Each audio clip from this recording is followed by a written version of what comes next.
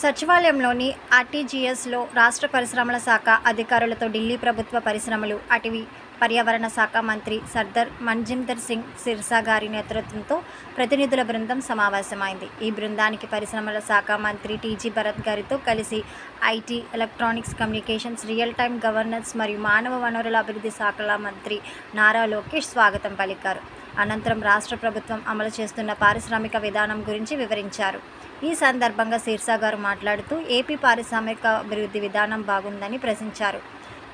అమరావతి రాజధాని నిర్మాణం అద్భుతమని, ప్రపంచంలోనే గొప్ప నగరంగా మారుతుందన్నారు. పెట్టుబడుల ఆకర్షణ, స్మార్ట్ గవర్నెన్స్ తదితర రంగాల్లో ఏపీ ప్రభుత్వ సహకారం కావాలని కోరారు. పూర్తి సహకారం అందించడానికి సిద్ధంగా ఉన్నామని నారా లోకేష్ పేర్కొన్నారు. మరిన్ని వివరాలకై మన కలర్స్ ఆఫ్ సొసైటీ యూట్యూబ్ ఛానల్ని సబ్స్క్రైబ్ చేసి, లైక్ చేసి, షేర్ చేయండి. ధన్యవాదాలు.